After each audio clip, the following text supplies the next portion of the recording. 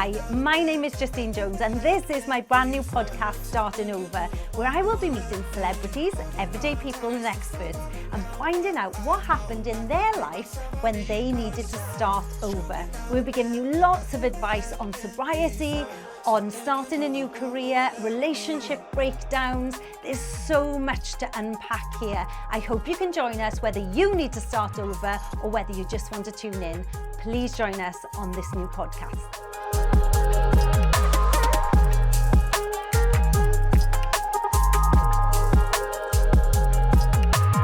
A huge thank you to the sponsor of this series, Lost Sheep Coffee, who have provided us with the most amazing mocha iced coffees, lattes, and they also do their own coffee beans. Give them a like and a follow, because without them, this podcast wouldn't be possible, and they're fabulous.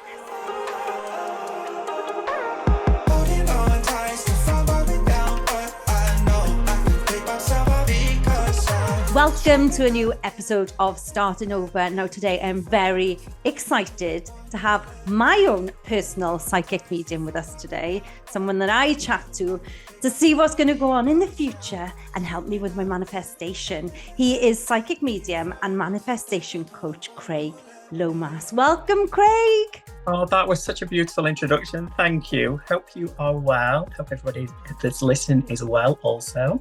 Oh, I am delighted to have you on here.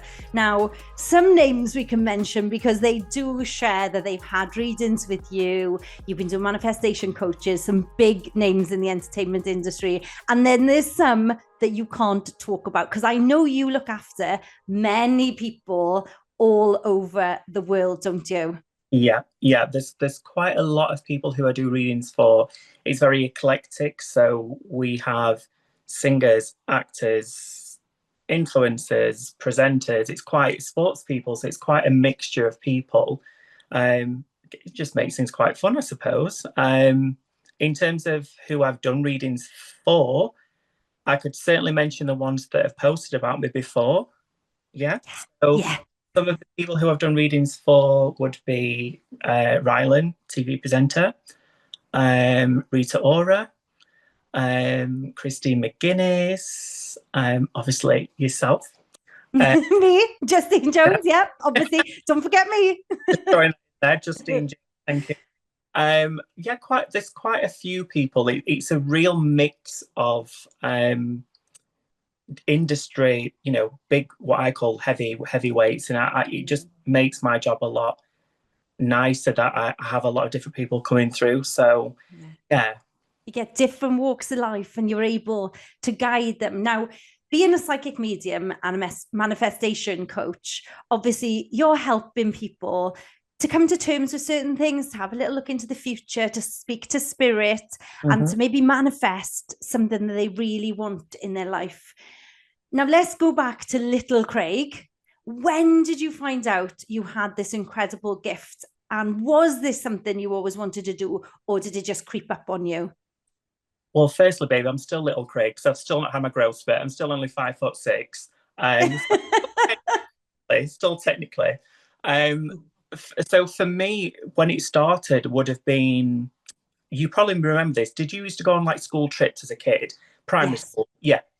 So the first time I saw anything was on a school trip, and we went to I can't remember where it was. I think it may have been like the Isle of Wight or Filey, and there was a beautiful old style house. And I remember saying to one of my teachers, "Oh, that was fantastic." And my teacher went, What was fantastic? And I said, "That lady walking around in that really beautiful like Tudor costume." And he went, "Right." And he looked a bit sheepish, and I didn't really understand why that was.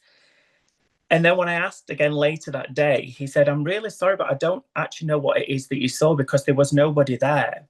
And then probably a few years later, I went to a place near me called Conisbrough Castle. And you used to do the thing where you'd sit and draw, and you'd draw the castle. And I used to love that. And the teacher walked over and said, who are those people that you're drawing in the window?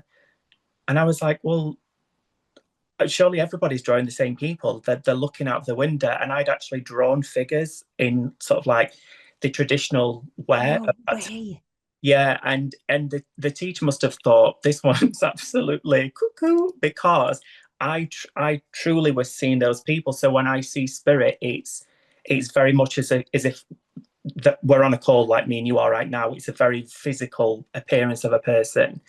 Did that scare you? You know, like as a young child, you're still in primary school at that point. Or did you just think at that point that everybody could see exactly like you can see? It just reminds me of the little boy in The Sixth Sense. That's the first thing I think about. Well, when that film first came out, I was like, I think that camera's been following me around, because it is like that. And I think for me, because I'd always seen things like that, or heard things, or picked up on things, I've always been able to read people's energy, and if they're a bit off, and be really sensitive to that. For me, I guess it's like being born with sight. If you're born with sight, it's just normal. If you're born with hearing, it's normal. So for me, a sixth sense, as you would call it, for me has always just been normal. So nothing's ever really scared me as such. But the reason for me wanting to channel this to helping people is because I know what it's like to lose somebody and feel that in the pit of your stomach, where you just want that connection. You want to feel it's not the end, Yeah, and for sure. you want to feel like, there's a presence around you, and it's just nice to be able to offer that to people. And for me, that means more than any kind of like monetary value, is just being able to walk away from my day and go, do you know what, I've just connected 3 or 4 different people with their loved ones, and they've really needed that, because maybe that's something that they've been, chewed up over for 6 months, 12 months, however long it's been. And also, we've spoken privately before, and I've said to you that I like to just be able to hold space for people to be heard, because Yeah. not everybody gets the opportunity. There may be people that live alone. Um, and I'd much rather people vent to me and have an outlet, so that they have had someone in that day to break up the thought cycles that they're getting stuck in through either grief, or feeling helpless, feeling lost. So yeah. It's guidance. I always treat psychic medium or manifestation as guidance, Mm, because this world is big, it's complicated. The mm-hmm, way the world is right now, my gosh, compared to being a child in the 90s, is so much more complicated. It's so much bigger. It's mm-hmm, so technical. You can talk to someone on the other side of the world at one click of a button. Like, we never had that when I was a child, and it's very overwhelming. And I think to be able to chat to somebody like you, I always leave a call with you feeling more peaceful. And there's so many different emotions, especially with my granddad and people you love that you've lost, to have that connection. Now there mm-hmm. will be people sat listening to this, maybe walking the dog, sat in the car thinking, yeah. I've got skeptics in my family, my dad, my partner. It's usually men, I must be honest. I don't want to be sexist here, but I it's can. usually men that are more closed off to this. Mm-hmm, And but there's things that I have been told and that have been said to me that 100% you wouldn't know. mm-hmm, You wouldn't mm-hmm, know the certain word that, like, my grandpa, I always called him Gramps, and little things like that, and things he said about me as a child, and things that have come through that I find such comfort in that.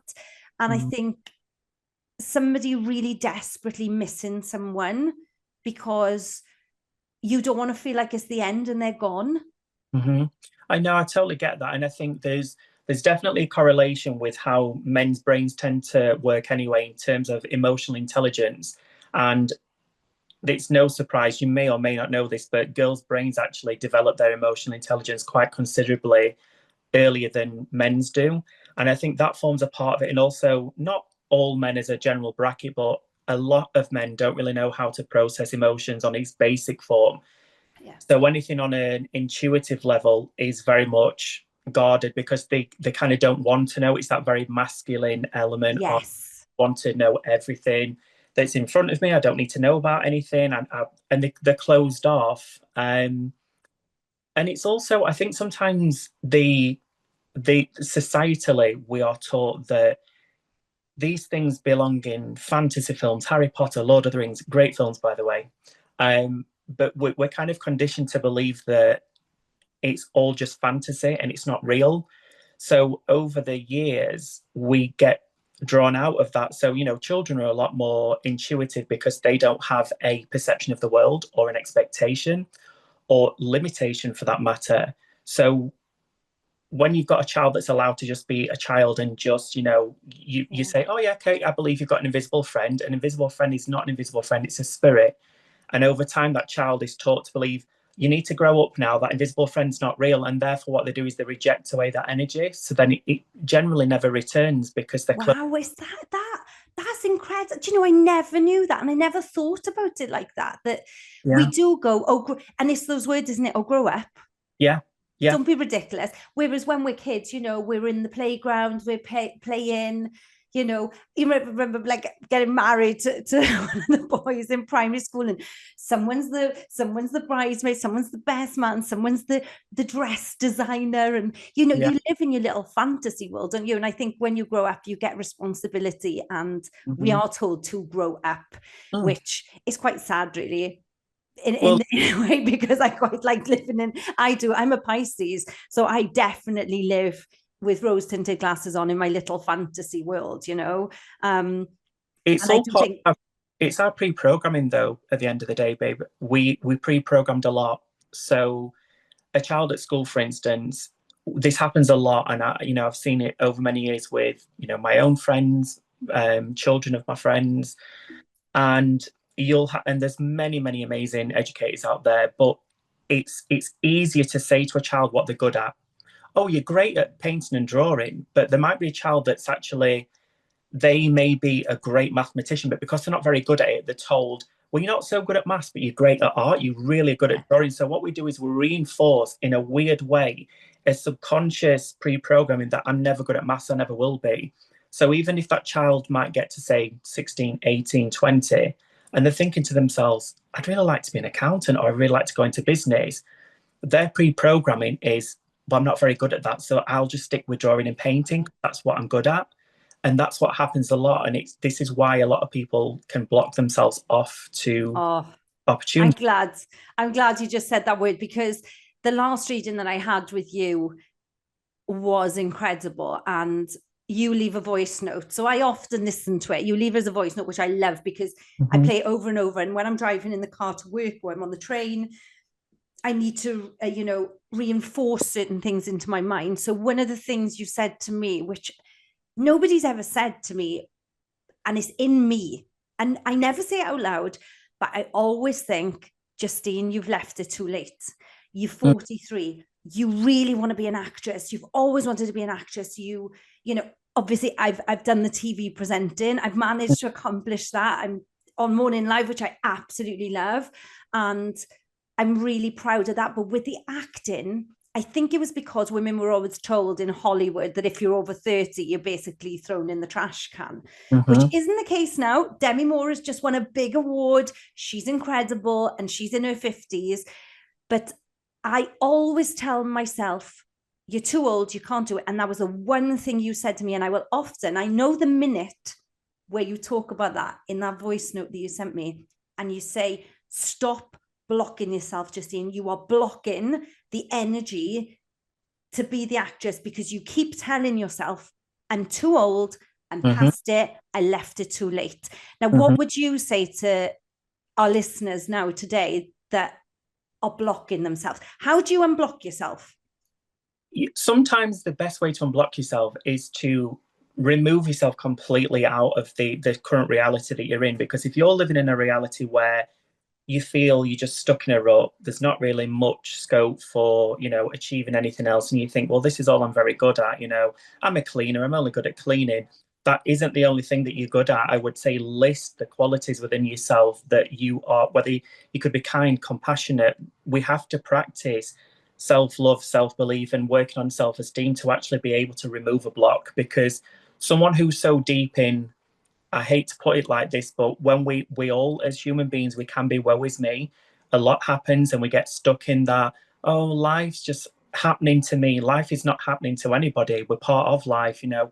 And I get that, because people will go through stages where they block because the circumstances aren't great. And it'd be great to wave a magic wand and just say straight away overnight, you've changed your block. It's not as easy as that, but it's the pre-programming that I mentioned. So we can sometimes listen to the alternate side of us. So we vibrate on different frequencies. Your low vibration is, oh, Monday morning, I can't be bothered today.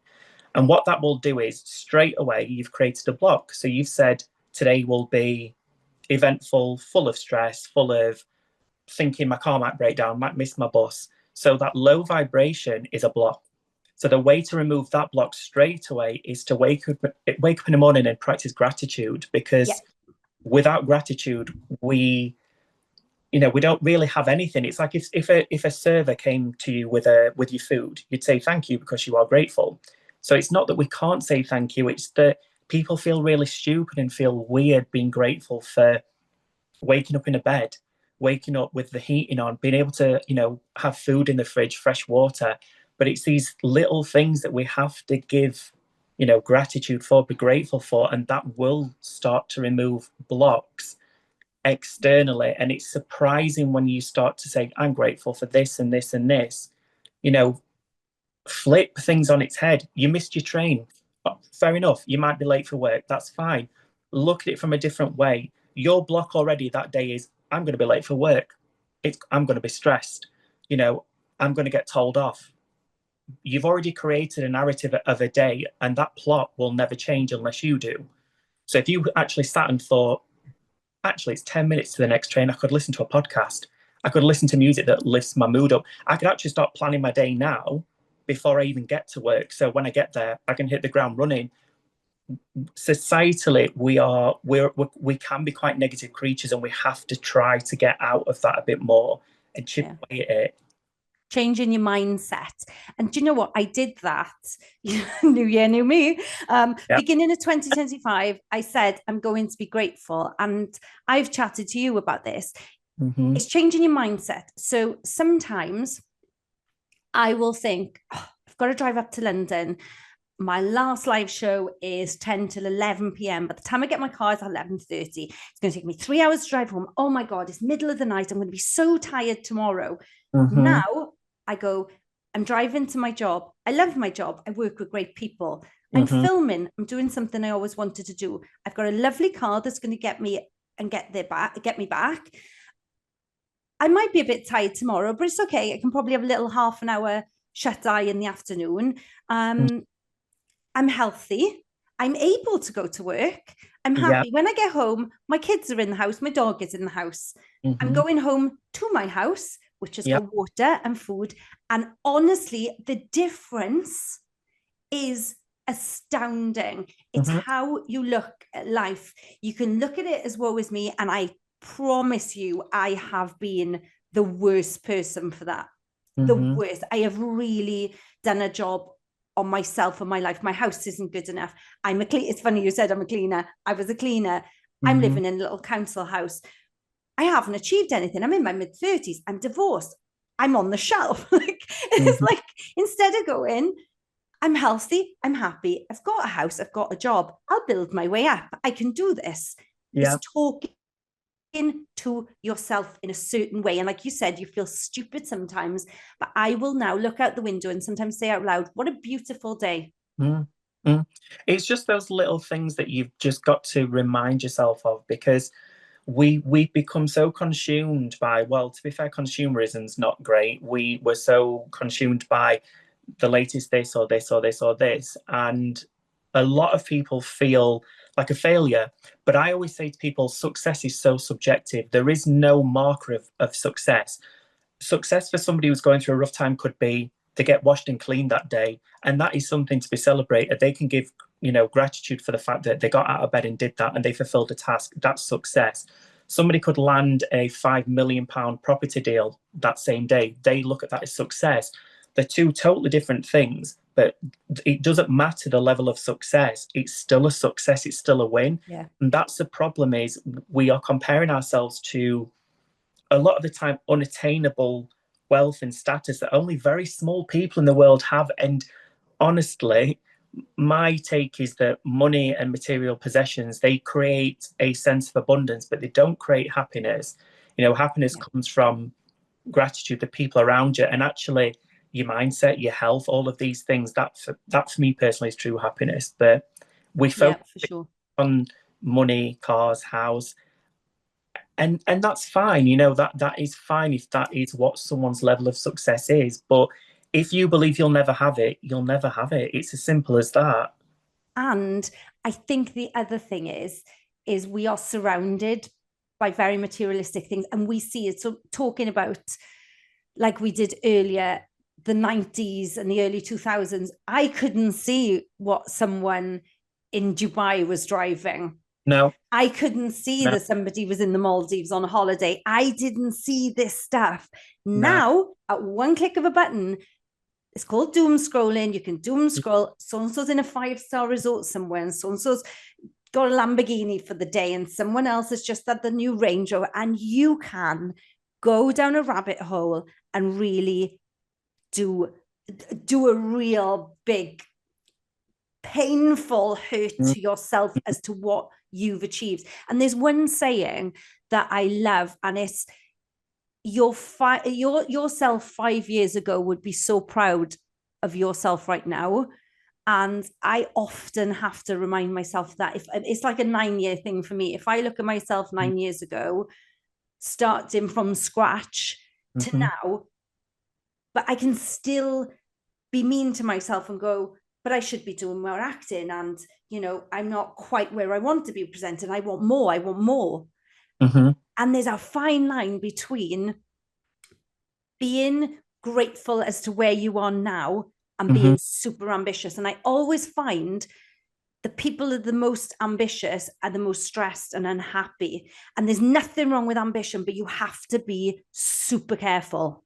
No, I agree. There's 3 different stages that we all fall into. There's fight, flight, and freeze. And some people totally go, I don't know what to do. Some people really fight for what they want, and some people flight and they go, do you know what? I've had a little try. I can't really be bothered anymore, because they get tired and they're like, I'm just going to leave that situation. And this is why, as human beings, it goes back to sort of like, early man and woman. When you think about, the main focus of that day was hunting and getting food to live on. That was it, and creating fire now is way way complex. So back then they would have been fight or flight to keep you safe. And that's why human beings now, we still have a very negative take on everything, because it's our way of protecting ourselves. Also, we think. So people who are pessimistic, that think, well, if it happens, it happens, and if it doesn't, I'm not really too bothered. They are bothered. But they're saying that because they don't believe it will happen. So they're trying to pre-caveat that by, if it doesn't happen, they go, well, I weren't bothered anyway. So their level of trying to keep themselves safe out of being a bit sort of reserved or anxious, they've actually just ruined the chance of it happening in the first place. It's fear. You fear not getting it. And I think I've done that. I'll go, oh, I'll be okay if I don't get that audition. It'll be fine. I'll be okay about it. Deep in my heart, I know I'm going to be devastated that I didn't get that part. Especially I'll read a part. Sometimes I'm like, oh my gosh, that is so me. I feel like I can nail it.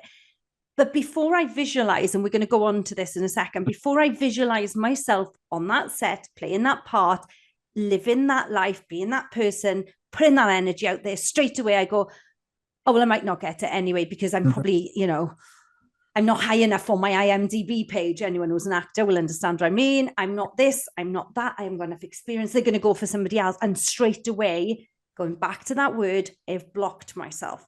So right now, I want to unpack manifesting.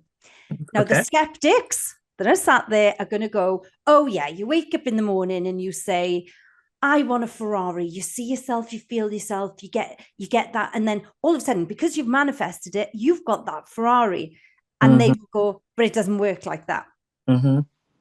What is manifesting? Now, I know you've done a manifestation manual, which I have got as a PDF on my phone. It is available. We will tell you at the end from Craig. Break down in the simplest of terms what manifestation is, how it works, and how you can get started. So manifestation in its most basic form is thoughts, intentions, create a magnet. So you're drawing everything that you're thinking, feeling, or you are vibrating on. So I'll give you that example of waking up on a Monday morning. Society tells us we need to not like our job. We need to complain about Monday morning. So guess what? We all do it. We all fall for that trick. So we wake up on a Monday morning, can't be bothered. Straight away, that vibration's low. You've actually manifested without realizing it a bad day. You've manifested for things to go chaotic. The same as if you, let's say, for instance, you were meant to meet somebody and all day you were thinking, they're going to cancel. They always do. They always do.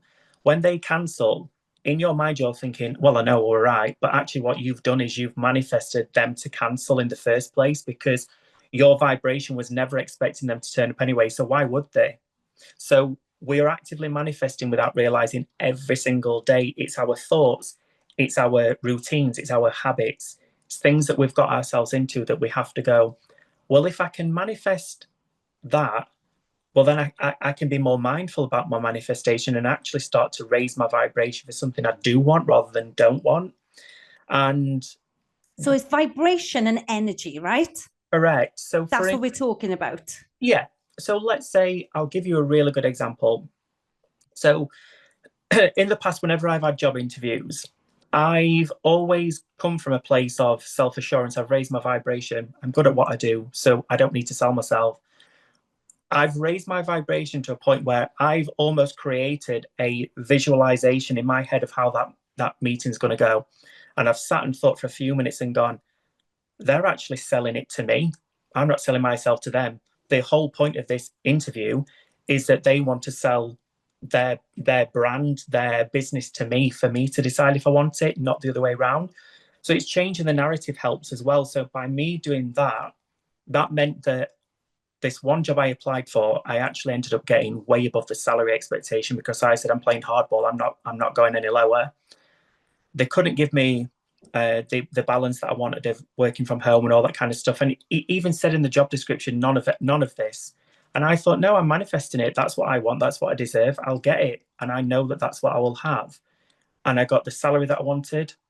I got the dual working from home and in the office that I wanted. A few other things. But if I'd have just gone into that interview going, well, it's not really what I'm looking for, but I'll just do it anyway because I really need a job. Wrong energy, wrong vibration. I've already stumped myself at that point. I've fallen at that first hurdle.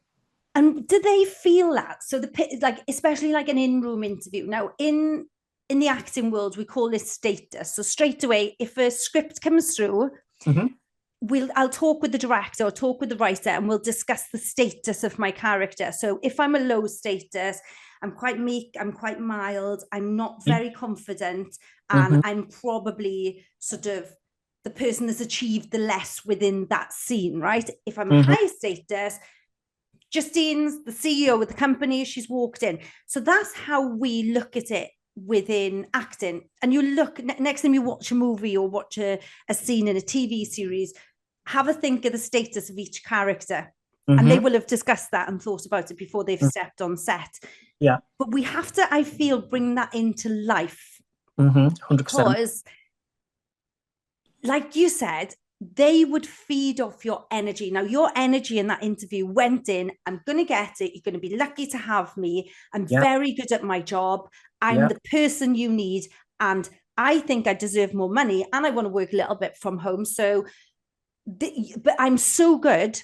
It's going to be worth you giving that to me. And would they have felt that, without them knowing, would they have felt that energy from you? Yeah, 100%. So we all vibrate with something called an auric field. So some people read auras. I don't read auras, but you can pick up on an auric field.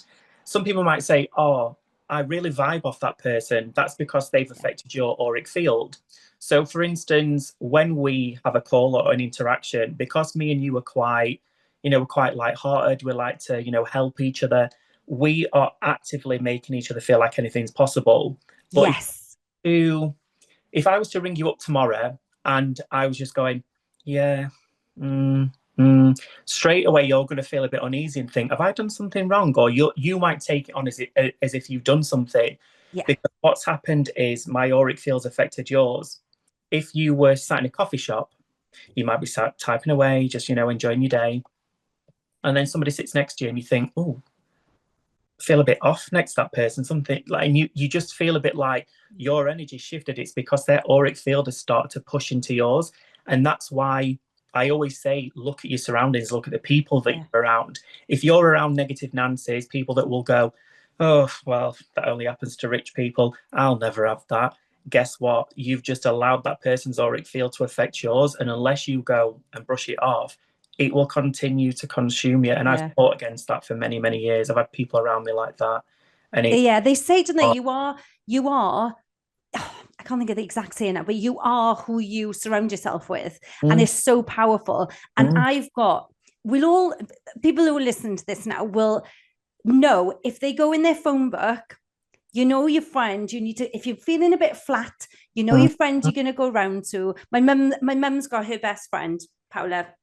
And she always says, no matter how down I am, she say, oh, hi, pal, how are you?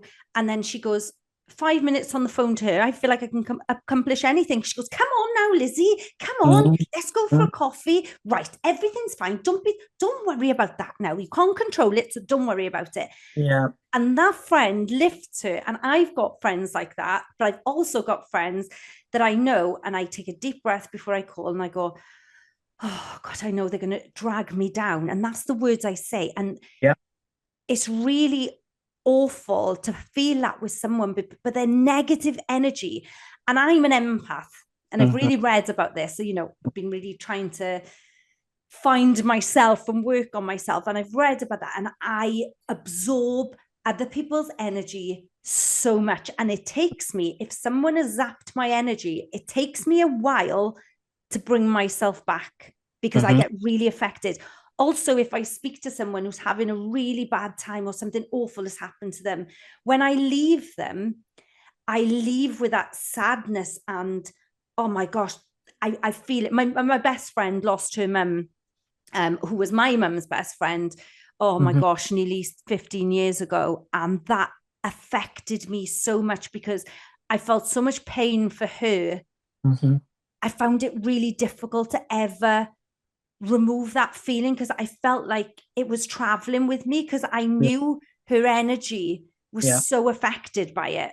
What I like to say to people is we can hold space for every emotion. But we have to be mindful of how much space we're holding.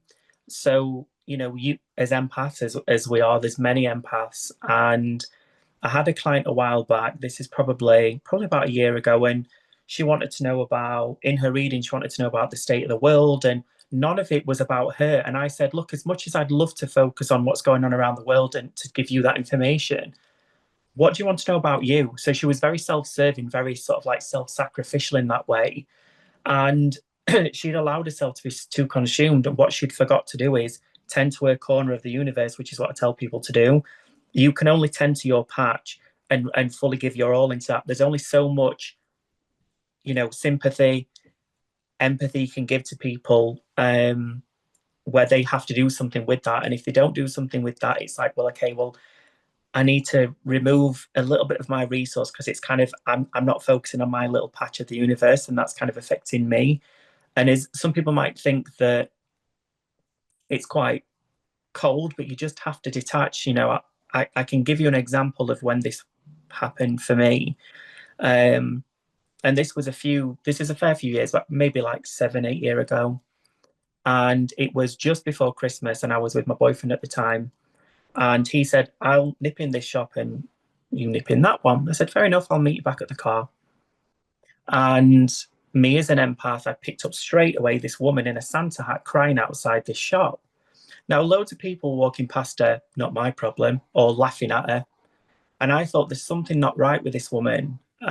She's just, to me, her energy is just really off. And I walked up to her, so the empath in me, I thought, I need to fix this. And I said, is everything okay? And she said, yeah, it's fine. I'll be fine. Now, I could have stepped away at that point with my own responsibility. I could have decided that's not for me.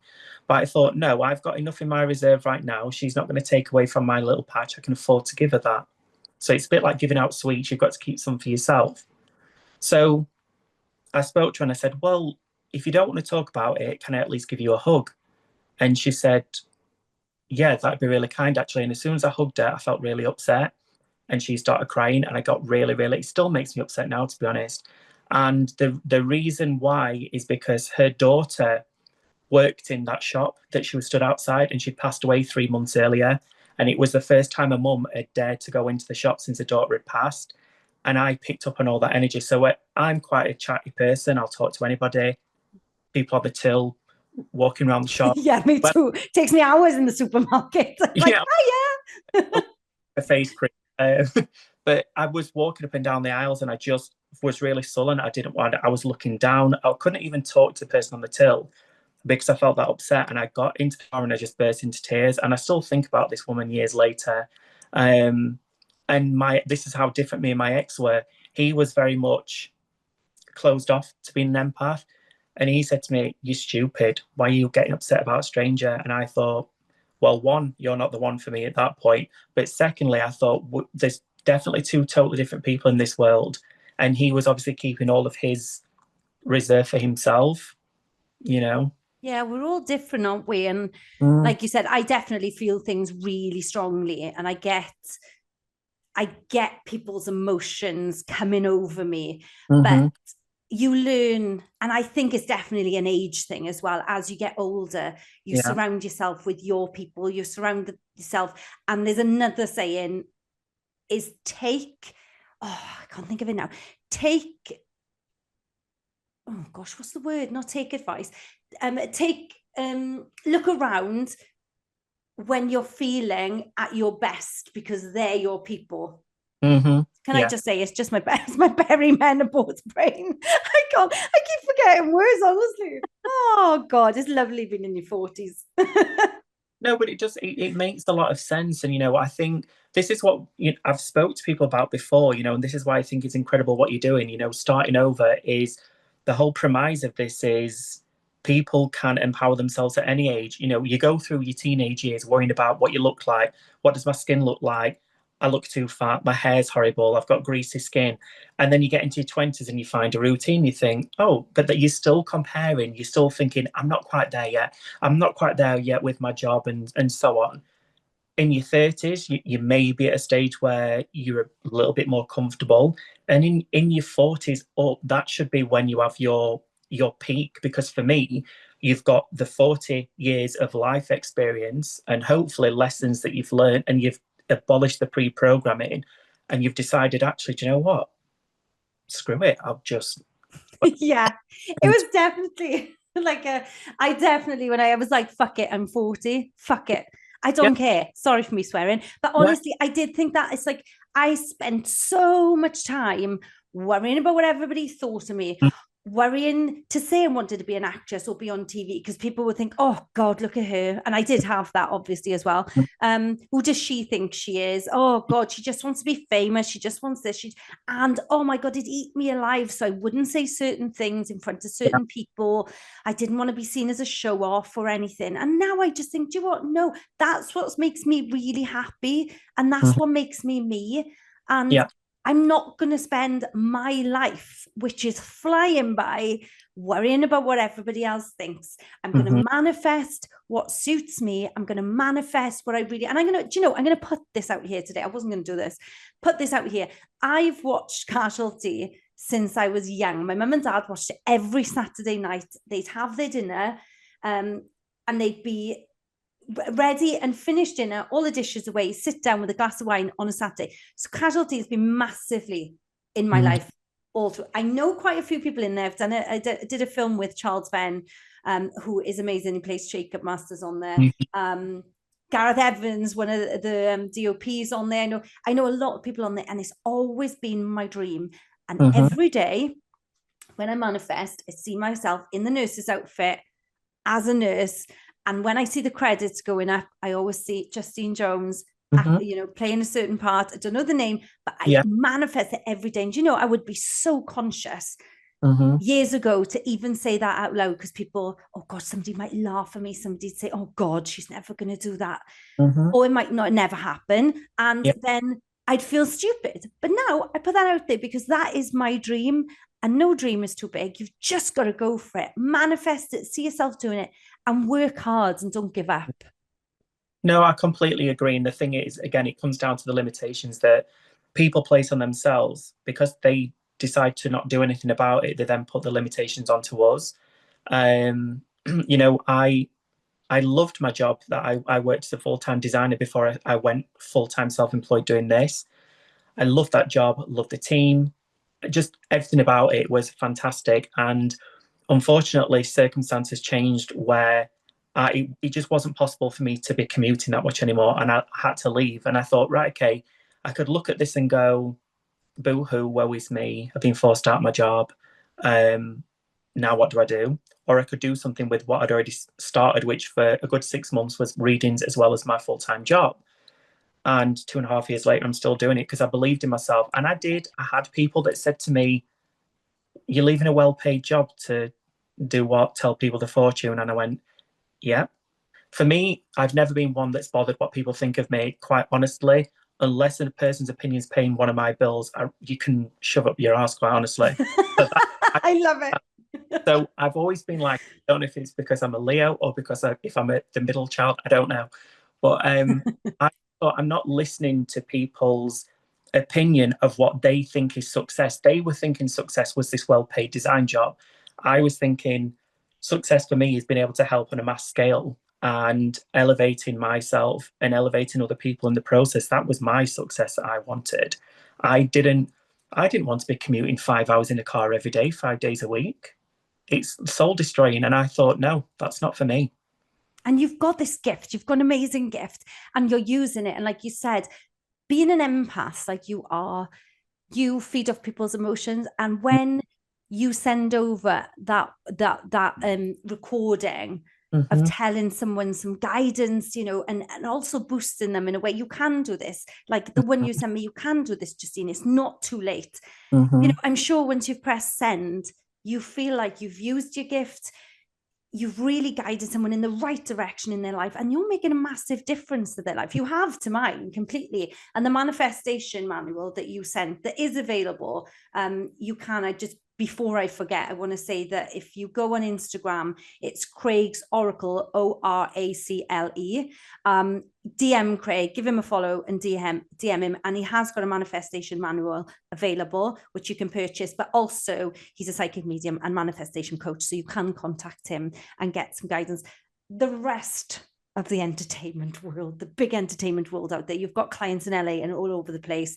None of them are wrong. You are incredible. Your guidance, the way you speak to me as well, you're very calm and precise, and you do definitely give me really, really good confidence, but also the calmness within myself, because I can be quite erratic and panicky, to go, no, I can do this.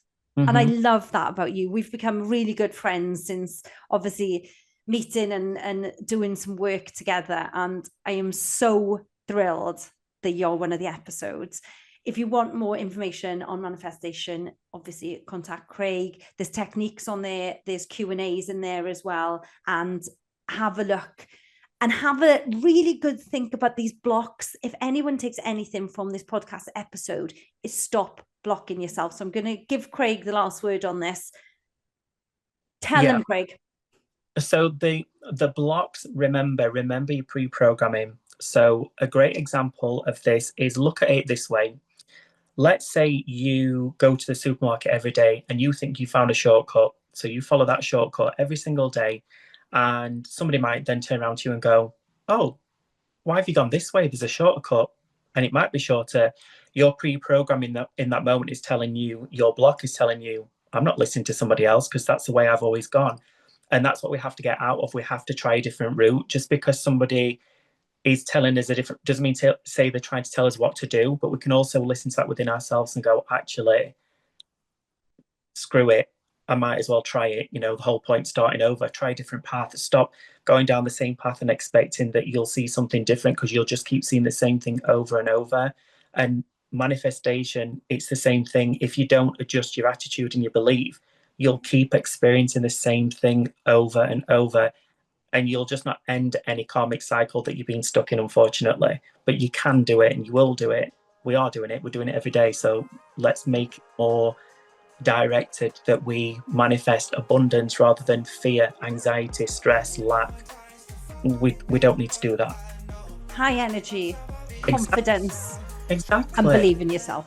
Exactly, 100%, 100%. It has been the greatest pleasure. Craig Lomas, thank you so much for joining me on this episode.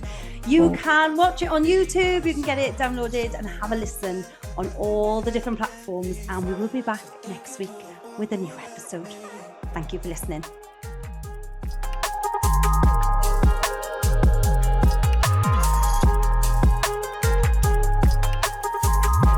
I hope you've enjoyed this episode, guys. Don't forget to subscribe, like and share, and tell your friends about this brand new podcast, Starting Over. And we will see you on the next episode.